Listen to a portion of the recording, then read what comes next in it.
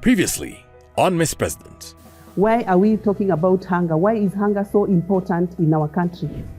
Poor people do not have the luxury of choosing which diet suits them. They just go with whatever is available. If our government officials were listening to this, they might say, some interesting and innovative ideas. So I'm pleased. I'm quite pleased. Lean on me when you're not strong. I'll be your friend. I'll help you carry on. For standing by someone means that person is your equal. This is why inequality is something that is very unfair in any society.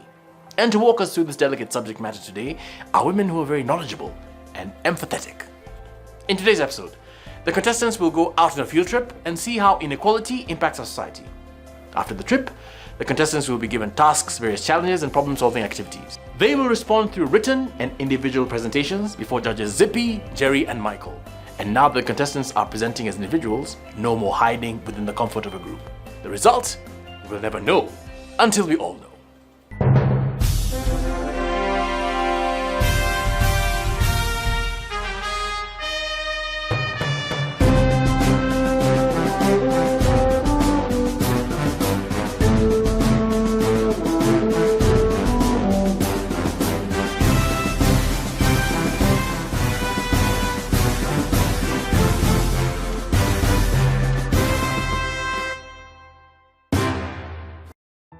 Over 700 applications were received from all over Kenya, and from these, 350 contestants were shortlisted.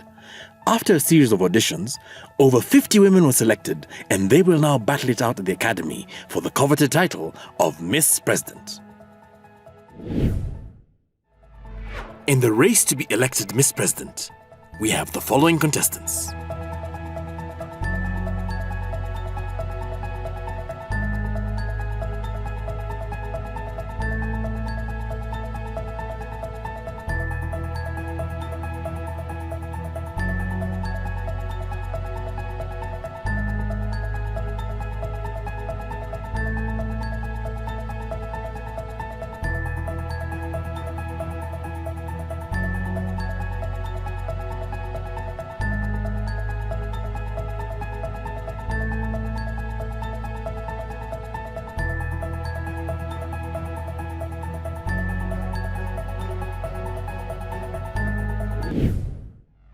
I hold a very strong opinion when it comes to representation of the people that I come from, especially Kwale County. I'm talking about ladies, I'm talking about minorities, I'm talking about women who come from communities that are very conservative and modest, and how they can be able to raise their voice without compromising that modesty that comes from those communities. So to me, my achievement would be to be able to influence people in that space. As the clock ticks each day, we become stronger, looking forward to getting the ultimate Miss President. There is that anxiety, also the positive energy that we are almost getting to the ultimate goal. Dr. Katindi Sivi is among Africa's top 6 female futurists according to Ross Dawson's ranking. She is the founder of Kenya's premier strategic foresight organizations, Longview Consult and Longview Futures Foundation, that facilitate futures research, policy analysis, foresight strategies, and trainings. She is also the principal trainer at the Africa Foresight Lab, which is set up to foster foresight literacy among Africa's professionals and young people. Dr. Sivi has a PhD in strategic foresight from Regent University, an MSc in organizational development, and a BA in international relations, both from United States International University, USIU Nairobi campus. She also has scenarios building training from Oxford University, Said Business School. She is a member of the Association of Professional Futurists, Collaborative Futures, and the Millennium Project.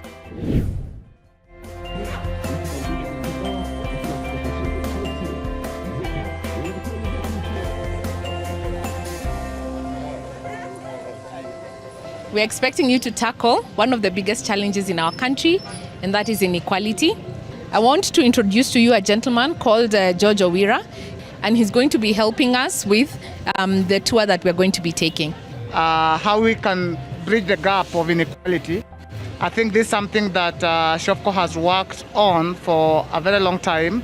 55% of the Kenyan population live in areas that are classified as informal settlements. SHOPCO also work at the front of providing access to quality education to girls within the informal settlement areas. Why girls in informal settlement? These are areas where we have seen high cases of sexual and gender-based violence cases. This particular program at Shofco was specifically to uplift the girl child to be the leaders of tomorrow. So this really resonates with what Shofco is already doing. Part of our work is also to empower the very vulnerable women through trainings, hard trainings like tailoring, making soaps, so that they're able to start their own businesses. And we also have Shofco Sacco where they get credit and loans. So they get loans to start their business. Then they are financially stable, right?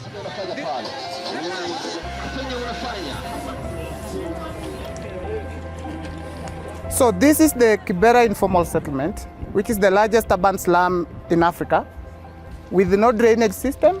So the issues of sanitation is a problem here, where one toilet serving 400 people.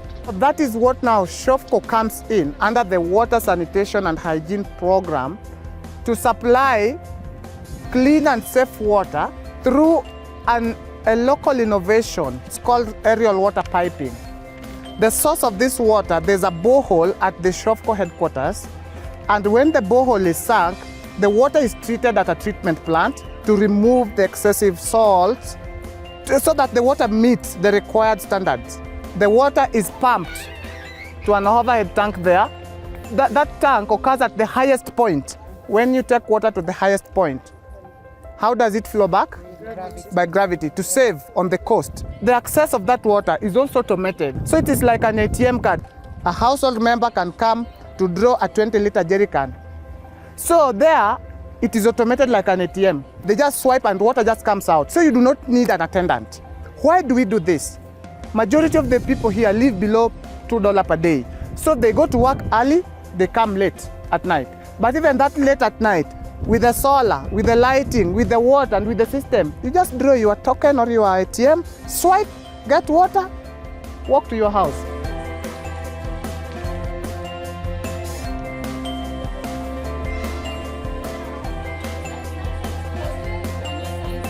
We are at the Shofco Community Computer and Library Laboratories.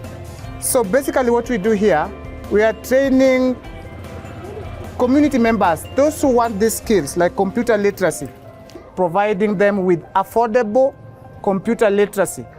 So here is a 3-month training that they charge 800 shillings and the market price is about 4,000. So you may be asking, how are we sustaining this? So the same youths that we train here are the same youths that volunteer with Shofco in other programs. These libraries offer space for these kids from the informal settlement here, for them to come and learn. But also they offer space and reading materials for the informal schools around to come and do their library lessons because they do not have enough space in their schools, they do not have enough materials. And in one library, they serve at least 100 people per day.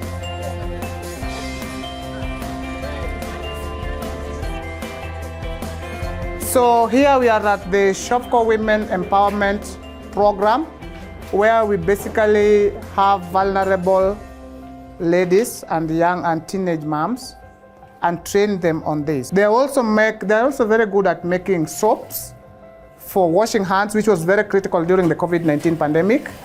Whenever they make these products, we sell them through exhibitions and so forth. So they earn it based on commission, so that they're able to get a living out of what they do. The tasks for today's assignment are as follows. You've seen for yourselves and you've heard for yourselves what's happening in Kibera as a good example of what inequality looks like in Kenya. I'm expecting that you will send me on email one unique observation that you have made. But secondly, Shofco has said that it works with networks to be able to, and community members to be able to get solutions for the issues in this community. You are part of that community today. And so as people who are aspiring for political position, I'm expecting you to give me 2 unique solutions that Shofco may not have thought about before in the work that they are doing to address inequality in Kibera. The second set of assignment is on your assignment sheets, And we are going to address the cost of living in Kibera as an example of what Kenyans are going through.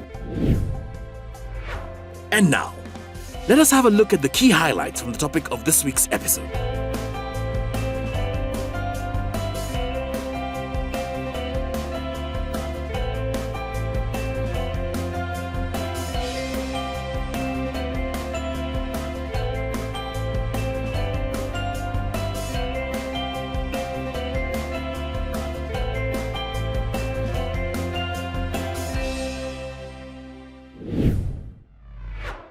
Our judges for this season are...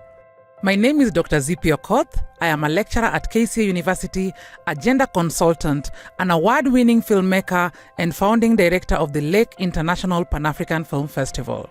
I will be looking for someone who is informed, bold, visionary, and has a unique leadership predisposition. Hi, my name is Jerry Kirene. I am a policy advisor and researcher and an advocate for women's advancement. I am looking for courage, determination, and excellence.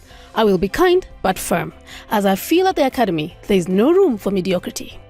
My name is Michael Nyango. I am the founder and lead and the agenda setter for Kenya's largest and most trusted social media platform, WhatsApp, the Forgotten Bottom Millions. 4BM, a social enterprise currently reaching over 500,000 persons every week via WhatsApp and transforming the lives of thousands of Kenyans.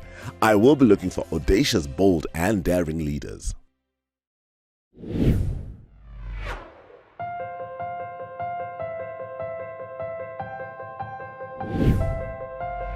I realized most of the dump sites that we had seen while we were walking around, there was a lot of fabric deposits. Textile recycling is one way to go. We can turn it into rugs, we can turn it into house insulation products, and so many other things. There's two items that are always related: poverty and food. For so long as you cannot eat in this country, we will consider you to be poor. My strategy was, how do we come up with food production that does not have any effect of anything to do with water? And I introduced this project. I call it the indoor farms. Indoor farms allow us to save 90% of water. All the water that is used is recycled. There's 100% recycling. We can use shipping containers, buildings, we can even use rooftops. I realized we have 12 national holidays. We spend an approximate of 70 million celebrating. If we only celebrate 2 and save the rest, we can commit 5 years, 1 billion per year, 5 billion shillings, and we'd be able to provide enough resources to invest in the urban settlements and provide good food. In my short-term goals of lowering the cost of living, there are counties that are having plenty of food that they have to waste it. What if I transport this food from this area, ease in that process, so that the low-income households and the drought areas are also fed? I'm introducing an innovative model called the Nawiri economic model. Financial literacy and intelligence for each and every citizen in our country. Learn how to make money, how to maintain it and scale it to the next level. Then, and shifting the consumer mindset to a producer mindset.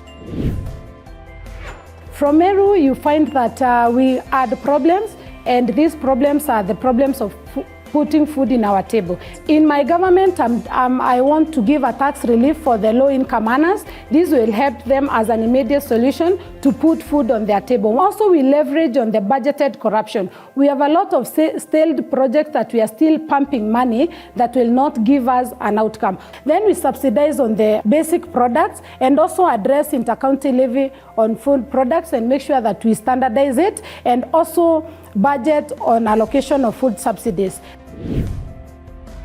I saw a lot of waste. They can invest in biogas, and as they had the water kiosks, they can be able to have the gas kiosks.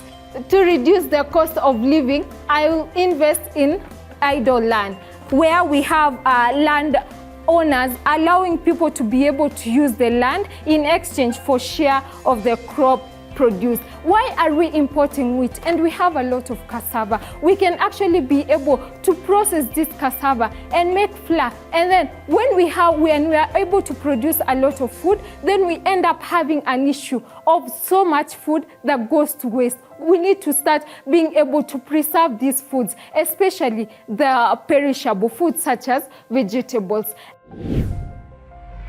As a government, to lower the current cost of living, I'll suspend import duty on farm produce, on raw materials and animal feed to ensure that manufacturers and local farmers continue with their operation. In my government, we're going to set aside 100,000 acres dedicated to the growth of bamboo trees for commercial purposes. Bamboo trees can be used in the construction chain to make briquettes. Bamboo trees can also be used to produce animal feed that we import at a very, very high cost. And also, my government is going to supply free seedlings to every Kenyan who has land to plant bamboo. Agroeconomic contributes to 24% of the GDP in our country. We need to have to set up eco-innovation centers. We need to empower to have food security innovation to train women, youth, and persons with disabilities. We also need to pursue national policy that will promote innovation for the prosperity of our nation. We need to have policy that will support the food innovation centers so we can have a sustainable development country and have a sustainable food for all in the country. Growing up, I had food to eat, food to share, food to sell. And why are we suffering today? Because right now, the cost of food has really increased. Currently, 12.5 billion shillings is used on cash transfer.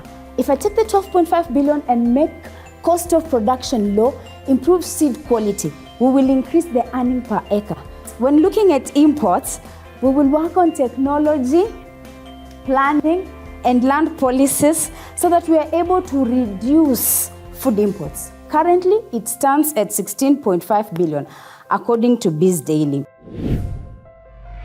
The issue of high cost of living is not without a context. Right now, we are at an inflation rate of 7.9%. To promote an equitable society in the longer run is to absorb low-income earners at support jobs or at the lower level jobs in the county and in the national government. Hii ni ile tunaitanga tu kazi ya mkono. For the overpopulated areas, we are going to control rural-urban population by increasing investments in agri-processing and agri-business value chains through the cottage industries, both at the household level and at the Juakali commercial level, so that they are able to provide for their basic needs. We are going to adopt an Usawa National and County Governments Initiative, and the objective of this initiative is to reduce and discourage rural-urban migration as a way of reducing young and empowered workforce, thereby increasing contribution of the GDP by the poor counties. How we are going to do this is to ensure that if you are working in your county of birth, then you enjoy a reduced individual income tax and withholding tax. And for the ones who are doing businesses in their county of birth, then they have the corporation tax for locally owned for their businesses reduced by 20%. Almost 35% of the population of Kenya live below the poverty line. My government will make sure that we subsidize the health services system from 50% in all government sectors, and we do an e-health database that is inclusive of all the medical history of all patients. We'll also introduce the GIS and GPS. This is the Geographical Information System and the Geographical Placement System, where we will know which places are more prone to poverty and which places are not in good state. And we'll also introduce a hybrid cars. But in this case, this is for those who are rich, so that should not pollute for those who are poor. I will slash VAT on liquid petroleum gas from 16 to 8%. I will propose to zero rate the tax inputs on maize flour, wheat flour, which will see the prices of commodities like bread go down. Ways to lower the cost of living, again, introducing and implementing livestock insurance by government for losses they incur when in extreme weather events such as drought and floods. I will also invest in more water conservation projects among farming communities that store runoff water during the rainy season. It's becoming paramount that agriculture sector needs to invest and engage more youngsters. Therefore, my government will include agricultural modules as a mandatory subject at all education levels, starting from primary schools all the way to the university.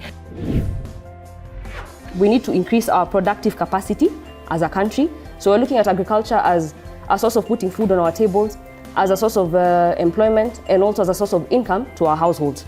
We're going to strengthen our antitrust laws so that we stop this business of the strong players in the industry hoarding their commodities to drive up prices or hiking prices whenever they feel like. We need to embrace public participation and data in informing our policy formulation and planning, so that whatever decisions we're making as a government are informed by the needs and desires of our people. If we have any intention whatsoever of making Kenya an equitable society, let us listen to Kenyans. We want to create incentives for the green agriculture. This would be in terms of providing leasing land as a government to people to practice green agriculture. This could be using greenhouse technology. We also want to lower the cost of energy to zero, utilizing solar energy. Overall, we want to consider a global green economy as an ultimate way of living, where we have green energy, we have electric cars, we are eating organic food, and not just in Kenya, but in East Africa, in Africa, and the whole world.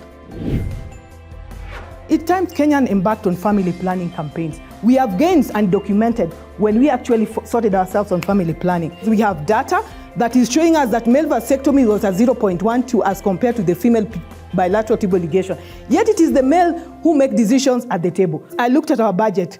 Ministry of Health this year, financial year 2022-23, received 146.8. Nothing was specific on family planning. This, I think, is a gap. We can leverage on the universal health care, but I think my proposal, Ms. Yah, let there be a supplementary budget, FP specific, and also the existing cooperatives should have more partnership.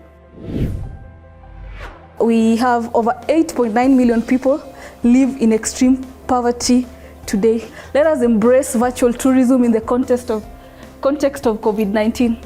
Other countries have done it and it's working. We have the technology, we can embrace that. We can also export skilled labor.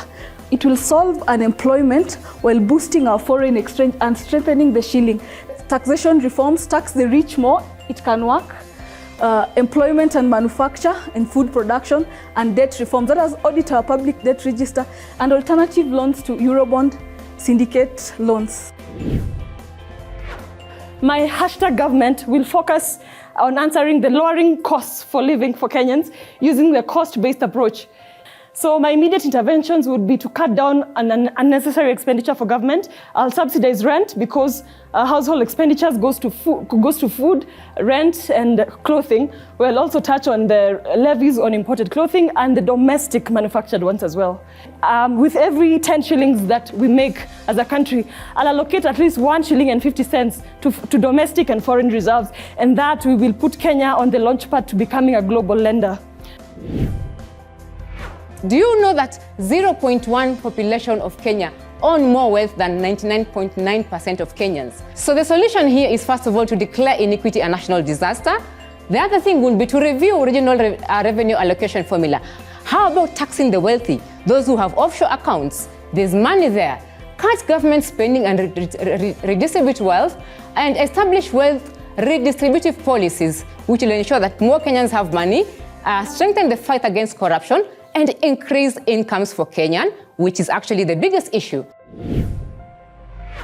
So, as much as all your presentations were actually amazing, awesome, informative, and educational, we are now going to ask you to do something very, very interesting. Each of you is going to write down on this bit of paper the 2 people that you think gave the strongest presentations in as much as the understanding of the subject, how they presented the subject, and the solutions that they presented forth regarding the assignment that you're given on inequality. What I really loved going to Kibera was seeing that the community is actually taking initiative. They are not yet there, but they're already putting in structure. So when government really comes, people can get to say what they want. It's not government to decide for them what they want to offer them. Political inequality aspect is something that really should be shined on in Kibera, so that we stop having so many development partners doing what the government should actually do. For the assignment, the contestants will be judged on their understanding of the task, time management and presentation, creativity and innovation of the solutions provided, and lastly, leadership and group dynamics.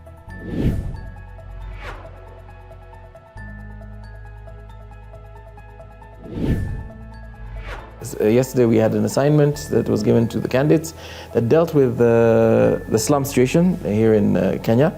and coming up with various solutions to the problems that face slums around the country. Dr. Ari, kindly expound. One of the things that, in my view, was very interesting of Kibera as an example, but of course of all the slum areas, is the fact that it is situated right in the middle of affluence. Most Kenyans are at least one salary away from poverty, and so these slum areas become the place, the to-go-to place when that inevitability comes on you. And so as leaders, we were challenging them to think about long-term solutions for such persistent problems in our country. The Kibera assignment or the visitation there was just but a representation of what else is happening across the continent. So I think that it's important that as you will see us when we'll possibly be judging them, we're trying to see that have they gone over and above their comfort zone and looked at it from a wider frame. Judge Zippy, I know that youth are a resource with their vigor and their vitality. What do you think respective governments can do to point them in the right direction and to harness that talent and that energy?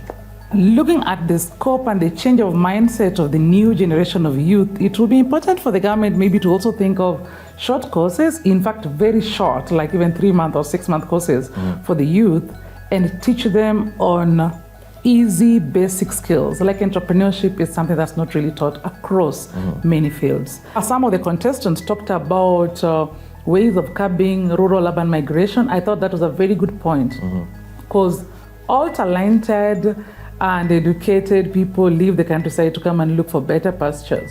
What if we had better incentives for people in the countryside, especially right now with the devolved government? Then we would have more people, more businesses, and more development in the countryside. Judge Jerry, you have a background in research. What is the secret about slums that people don't seem to know, that it's not just fueled by poverty and all negative things? Every suburb is supported by a slum. There is a symbiotic relationship between suburbs and slums. So the question is, do we go into the slum situation and say we want to remove all slums? No, I don't think that's practical.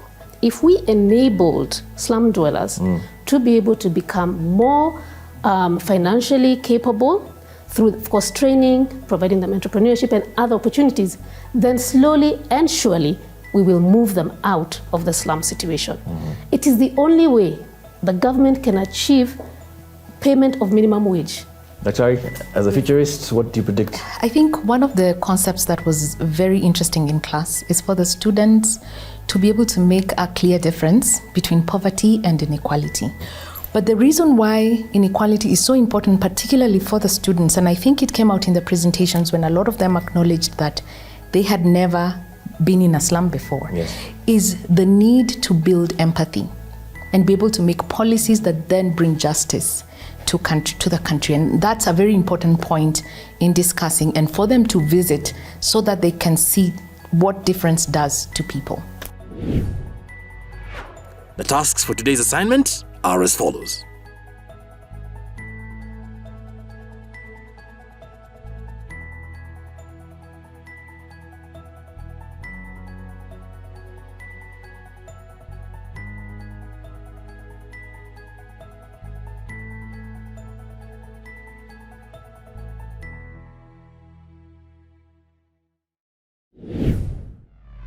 Today we had a very interesting topic. I am glad that we had to discuss such a topic because the majority of our population are poor, and what everybody strives for every day is to improve the cost of living.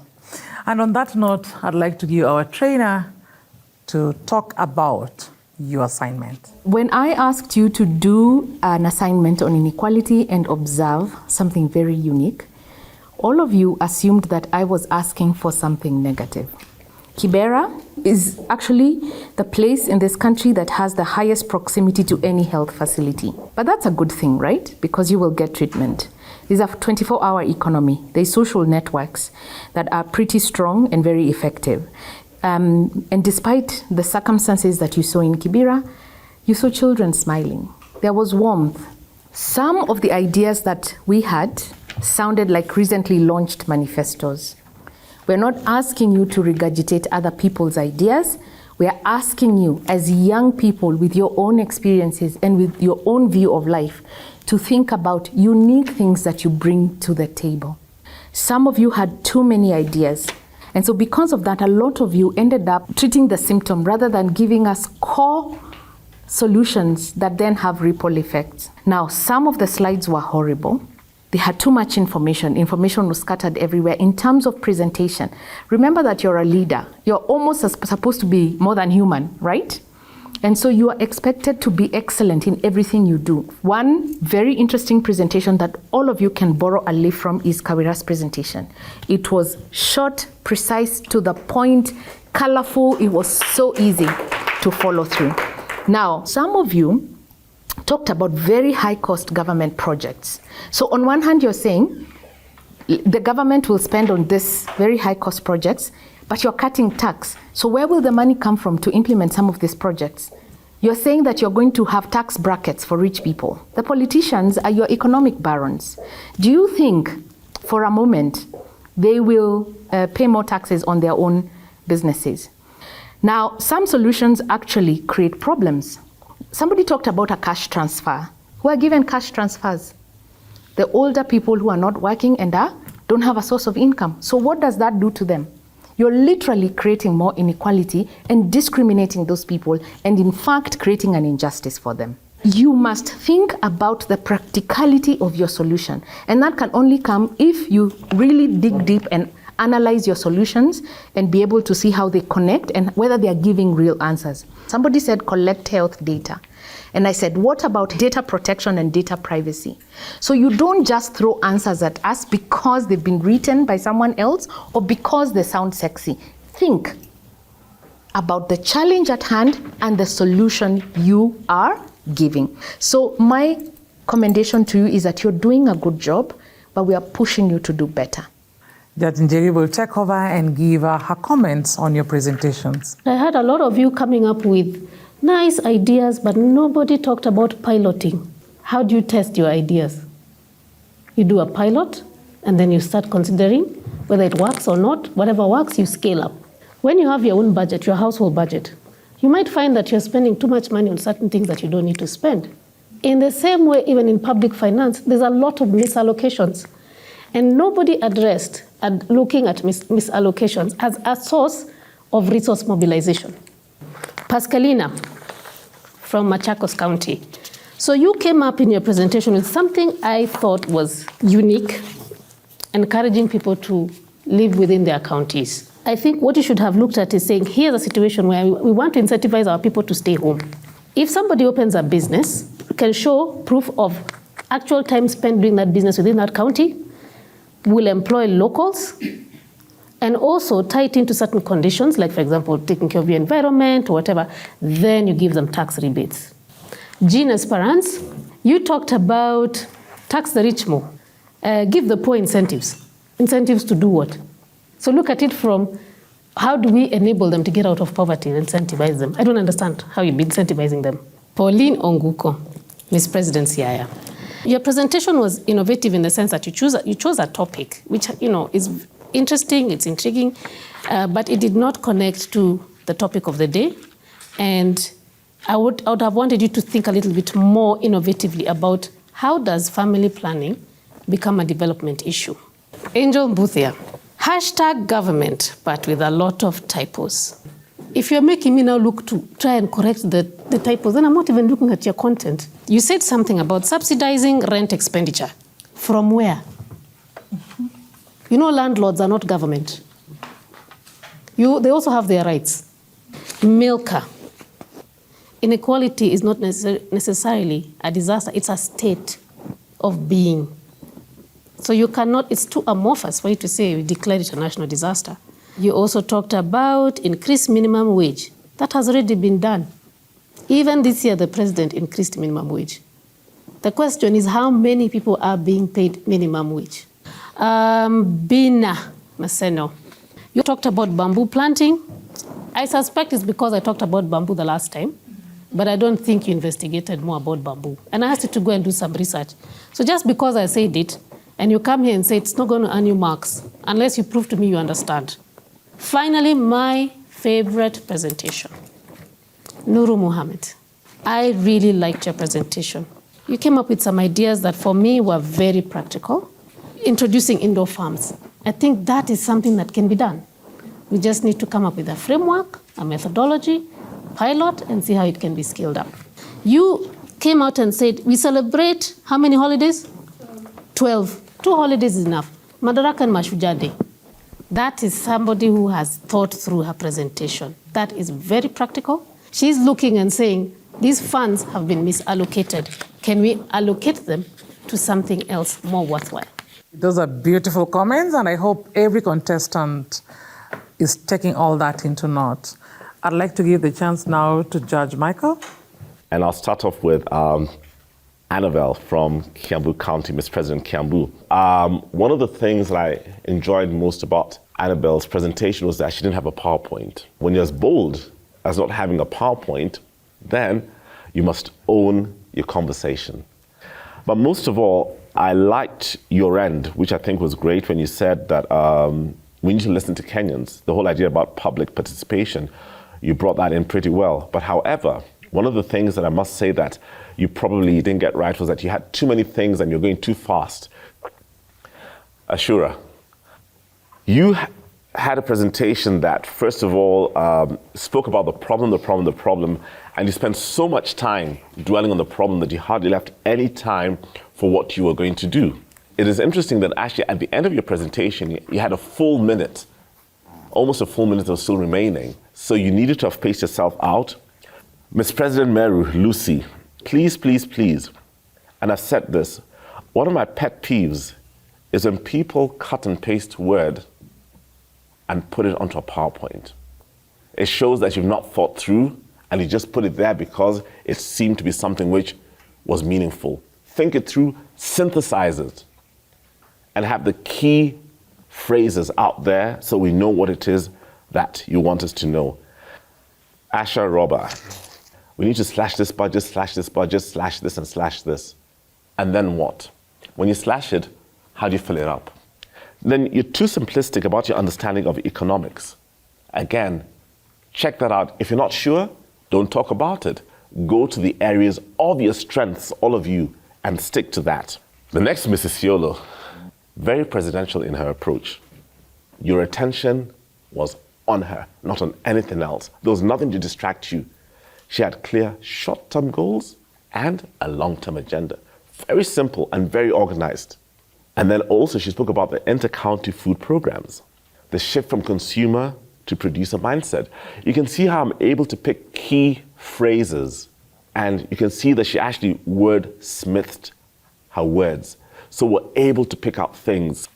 Who was my best presenter within the whole of everybody who seated here? It was none other than Miss Tharaka Kawera.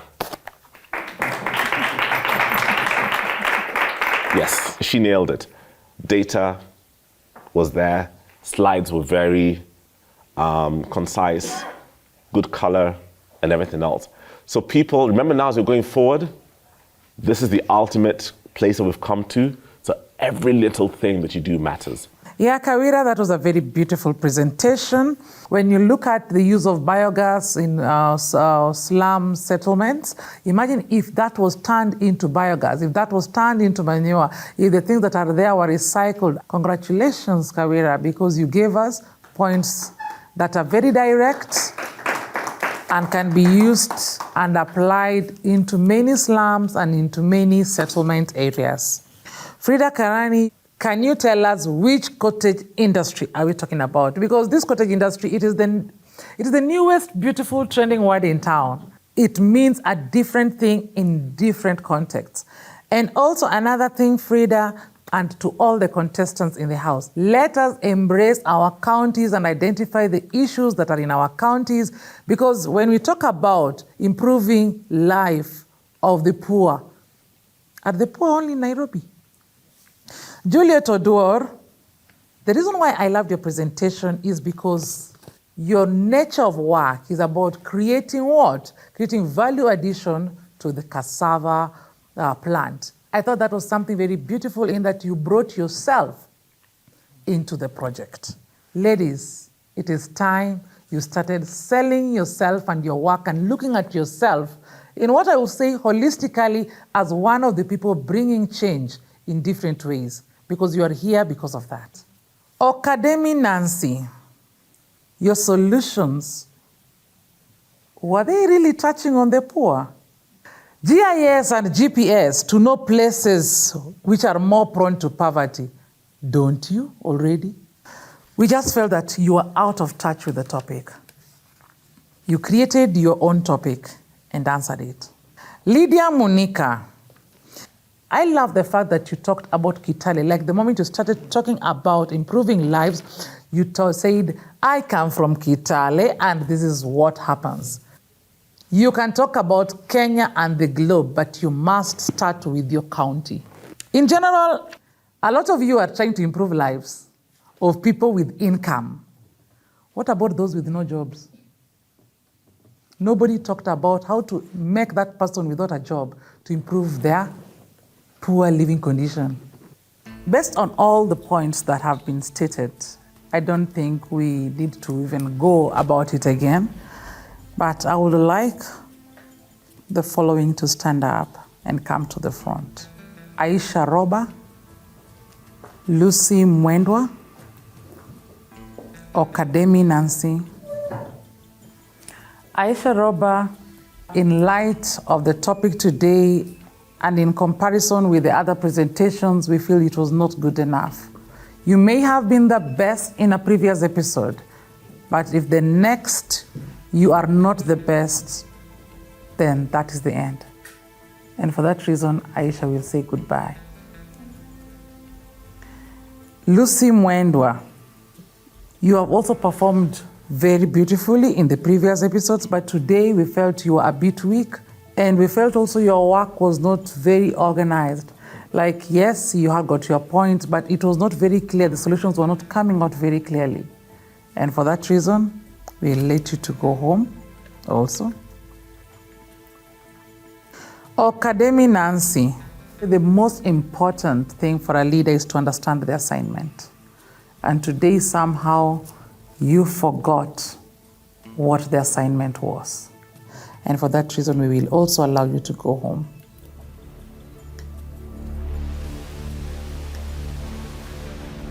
The three of you have shown us very beautiful growth. I want you to take this moment with such an honor that you made it to top 17 in the academy, and you've had such a beautiful journey, and you also met very beautiful ladies here. I appreciate the fact that I've bonded with all of you. It's been my pleasure to be in this academy. Actually, to the community I mentor, I want to take this opportunity to let you know that I am not coming back as I came here in the academy and expect much more. I'm very grateful. Actually, I am happy that I made it to top 17. It's not something that I take for granted. I want to take this opportunity to encourage each and every woman, especially the women from my village, the ones who feel left out. That young girl who looks up to me, that young girl who has been excited to watch me for all those episodes on TV. I don't take it for granted because this is a national television.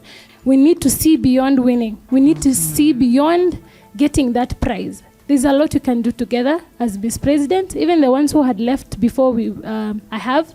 Getting to where I've gotten this far is really a privilege for me.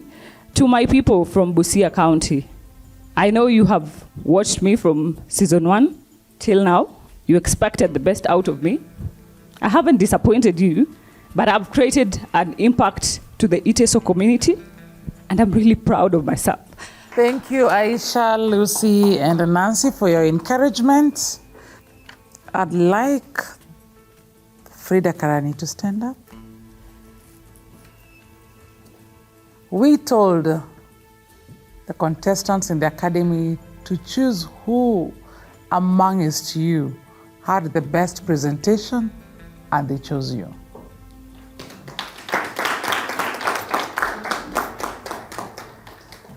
I want you ladies to remember always that every leader will be criticized, but a woman leader will be most criticized for everything they say, for their personal beliefs, And if you're ready to be the top Miss President, the top leader, you must be ready for criticism. And with that, ladies, we continue with our search for the person who is ready to be most criticized, for the person who is ready to lead, and for the person who is ready to give themselves to the people. And that will be our Miss President. Thank you. As today's battle comes to an end, here's a quick reminder of who has left the academy and who still remains in the competition.